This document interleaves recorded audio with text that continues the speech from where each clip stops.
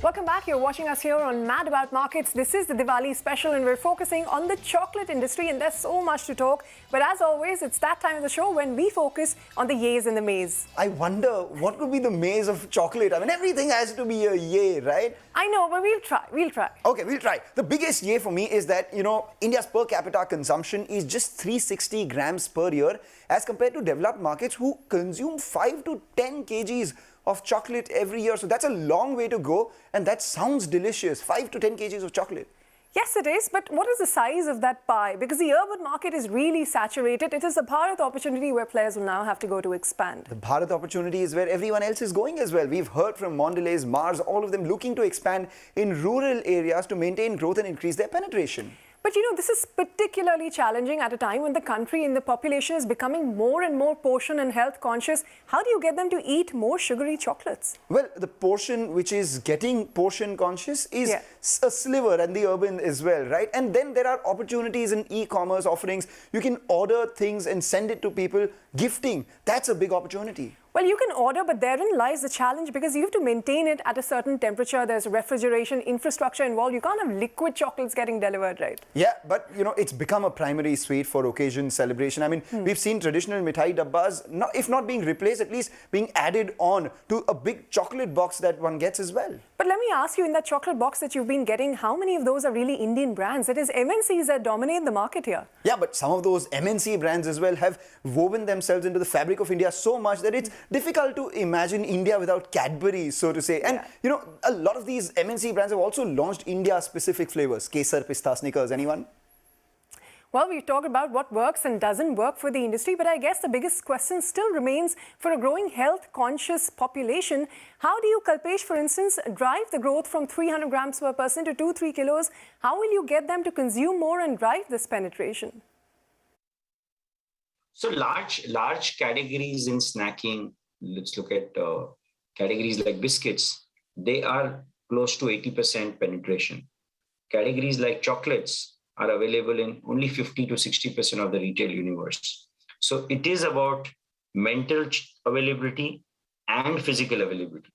Yeah, so once the chocolate players are able to make the products available in 80-90% of the retail universe, again, at the same time giving the right price points, then there is a sweet spot sitting over there. That brings us to the bigger question, and which is, can Indian brands get a bigger piece from India's chocolate market? That question to you first, Mr. Sodhi, and then Kalpesh, your thoughts. Yeah, you see, as far as our revenue is concerned, it may not be even today 1% of our total turnover, because last year it was 61,000 crore. But we feel that in another 2-3 years, we'll be at least having 10% market share. And I tell you, purpose is not only to have high top line or other thing. Purpose is to provide better price to the cocoa growers. So once Amul is there or Camco is there, others also have to pay more price, like we have done in the milk. In the last 20 years, maybe 20 years ago, the gifting was local products or local mithais. And thanks to the great work all the companies have done, today a huge percentage of gifting is through chocolates. And every time someone gifts a chocolate to someone, that's entry into a new household. So I think it's going to be an and. I love Indian mithais. I'm a big fan. And I don't think chocolates can replace that happy moment what an Indian mithai gives.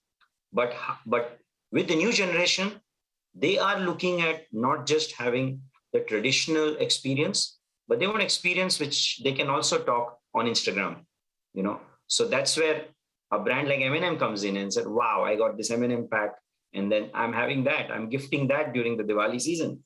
And that's where the category would grow. Having said that, from a 20-30 year lens, I believe both will coexist. But the millennials, Gen Zs, might be more comfortable with these international experiences or local experiences which they resonate with.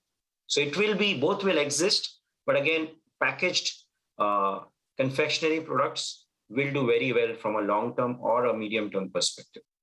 All right, so from the long-term standpoint, Indian mithais, Indian brands and international brands, all of them will coexist. It will, so long as people like Ritu and me continue to eat all those sweets. But thank you, Mr. Sodhi, Kalpesh, Vikram, for joining us and giving us your perspective on the chocolate market. I think they whetted our appetite enough for us to just go grab a bite of chocolate. Thank you. And you all have a happy Diwali.